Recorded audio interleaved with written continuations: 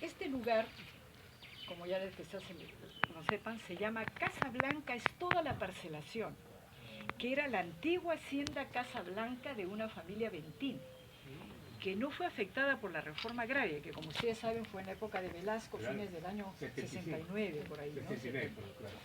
O sea, ellos tomaron una buena decisión, 4 años antes parcelaron la hacienda de 250 hectáreas en lotes de 1 hectárea. Y nosotros compramos esta parcela, que tiene un poquito más, 10.600 metros cuadrados, a un anterior propietario que había comprado la ex hacienda. Y algo importante, recuerdo que el señor, el que nos vendió la parcela, nos mostró el contrato de compra-venta con la ex hacienda.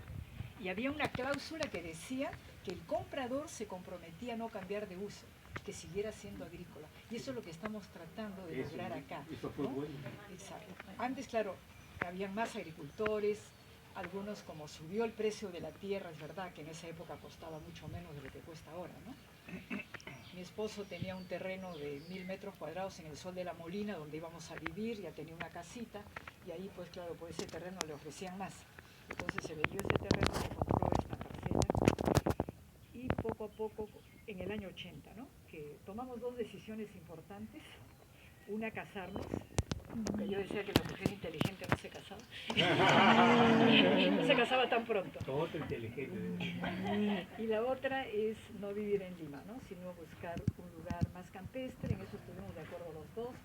Dimos una vuelta por el valle del río Lurín. Este mapita nos muestra la cuenca del río Lurín. Estamos en el valle, en un lugar en el distrito de Pachacama, un lugar llamado Casa Blanca. San Fernando es una parcelación que era la antigua hacienda también.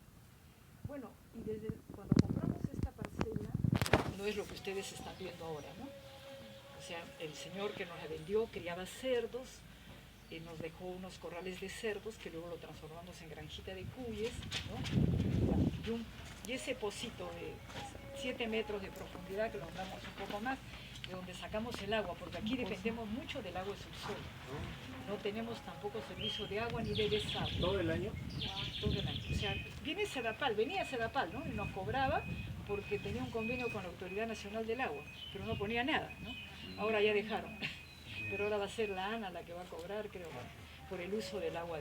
Ahora, dependemos, claro, el río Lurín, no sé si ustedes saben, pero el río Lurín solo trae agua 3, 4 meses, excepcionalmente hasta 5 meses al año. Ahora está seco, por ejemplo, porque deja de llover en la parte alta. Como ustedes saben, las lluvias se concentran en pocos meses, que coincide con el verano, ¿de acuerdo? Entonces el río se seca. Y aquí, como ustedes sabrán, pues la lluvia es mínima. A ver, les recuerdo. ¿Cuánto llueve aquí en la costa central del Perú? ¿Tienen una idea? Poquísimo. 2 centímetros. ¿Cuánto? ¿Por año? Por año. 2 centímetros por año. 2 centímetros, 20 milímetros, muy bien. 20 milímetros en promedio al año, ¿no? Porque 1 centímetro son 10 milímetros, ¿no?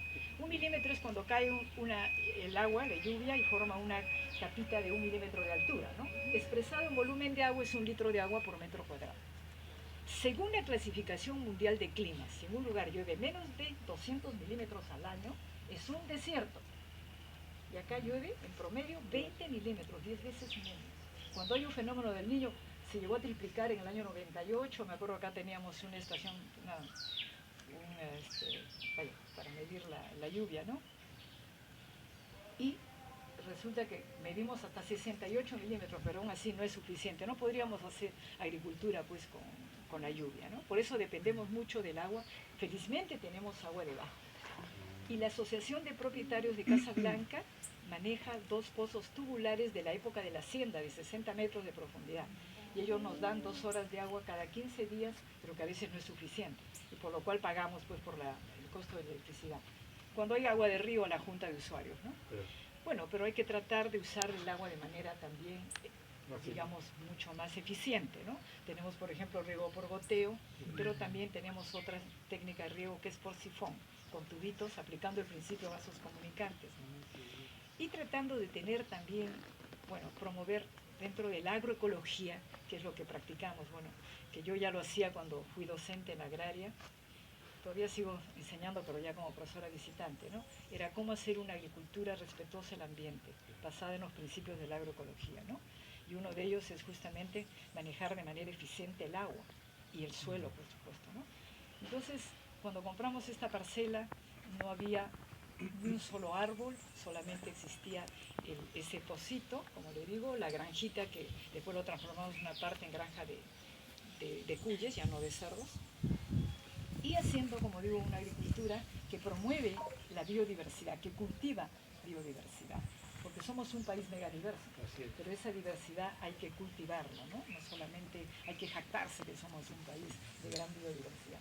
Y por supuesto haciendo una agricultura respetuosa del ambiente, ¿no? Aquí, por ejemplo, nosotros no compramos estos pesticidas que lamentablemente ahora por las redes sociales está circulando, ¿no? Por ejemplo, Lucho Romero, que es un agrónomo, entomólogo, ¿no? Que lo conocen, que tiene el Fondo Ecosán, ¿no? El abogado Jaime Delgado, que logró que se colocaran los octógonos cuando fue buen congresista, ¿no? En los alimentos procesados. Y últimamente están difundiendo eso en diferentes departamentos, no solo en Lima, la cantidad de contaminantes que tienen los alimentos procesados. Este cuadrito nos muestra cómo reciclando los residuos orgánicos que tanto la agricultura como la crianza animalito nos da, nosotros producimos nuestros propios abonos. Por eso es que decidimos crear cuyes, más que por la carne lo hicimos por el guano, que se puede usar directamente también como abono, sobre todo para abonar a las plantas que los mismos cuyes luego comen, ¿no? Las llamadas forrajes, ¿verdad? Como el maicito chala, disculpa, el pastito camerún, voy a silenciar aquí. El guanito entonces se puede usar directamente, pero mejor si se mezcla con, ya ustedes lo saben, seguramente que hacen también, ¿no? Con los rastrojos vegetales, con los residuos, lo que ya los cuyes no comen, la hojarasca de los arbolitos, los residuos orgánicos de la casa, con todo eso hacemos un abono llamado compost. Y tenemos tanto, bueno, que no solamente el compost es el abono que usamos para todos nuestros cultivos, sino que lo que nos sobra sí lo podemos vender. Nosotros no vendemos el guano que nos sobra. Hace un rato me llamó un señor de Cienevilla. Si vendía guano, no, le digo, guano no, pero transformado en compost sí, que ya tiene otro precio obviamente, ¿no? Pero también demanda más trabajo. Bueno, el proceso del compostaje es aeróbico, como les vamos a explicar rápidamente allá, y con este abono, como digo, producimos pues suficientes abono orgánico para todos nuestros cultivos, ¿no? Pero decidimos con mi esposo en el año 94, hace 30 años, construir un biodigestor. A ver, levanten la manito quienes conocen lo que es un biodigestor. Bueno, entonces no tengo que explicar. Exactamente, simula un estómago, pero no de tejido vivo, sino de material impermeable, ¿no? Yo manejé uno en la Universidad Agraria. A propósito, es importante saber un poquito la historia, cómo entraron los biodigestores al Perú. En la época de Velasco se formó una institución llamada el ITINTEC, que era el Instituto Tecnológico de Investigación y Normas Técnicas, que por una ley que dio el gobierno obligaba a las empresas a dar el 2% de sus ganancias netas para formar un fondo de apoyo a la investigación. O sea, el ITINTEC tenía recursos y lo bueno era que hacía convenios con las universidades. No se creó un ente burocrático, debió continuar. No existía todavía el CONCITEC, el Consejo Nacional. Y el ITINTEC, dentro de las líneas de investigación, trajo la de los biodigestores. Y yo manejé, en ese momento estaba como docente en actividad en agraria, manejé ese convenio. Y ellos nos construyeron un biodigestor, modelo chino, como el que tenemos acá, para producir bioabonos, líquido, sólido, pero también biogás. Porque ahí sí lo que ocurre en un biodigestor es muy parecido a lo que ocurre en un yacimiento de gas natural, ¿verdad? En el compost no debería producirse gas, se puede producir vapor de agua, ¿no? Caliente, pero no. Bueno, nosotros no lo hicimos tanto por el biogás, porque ya tenemos electricidad, aunque nos cobra como siempre la luz del sur, cada vez aumenta, ¿no? Ya vamos a poner paneles solares también. Bueno, pero lo hicimos sobre todo por los bioabonos y en particular por este líquido, el biol. ¿De acuerdo? El agua se tiñe de este color, que se le agrega agua, guano, eso lo voy a explicar más allá.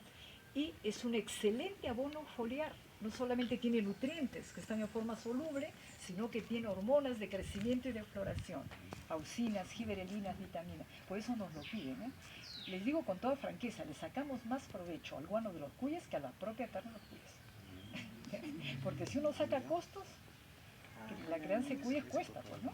Pues me pareció un poquito raro que el señor tenga 1000 cuyes, pero digo, ¿cómo? Hay que, se necesita mucho más espacio. Bueno, entonces nos piden biol. Tenemos clientes incluso que nos piden por cilindros, ¿no? Porque tenemos bastante, tiene 10 metros cúbicos. ¿Y cuándo descargamos cada año el biodigestor? Porque semanalmente sacamos 200 litros de biol.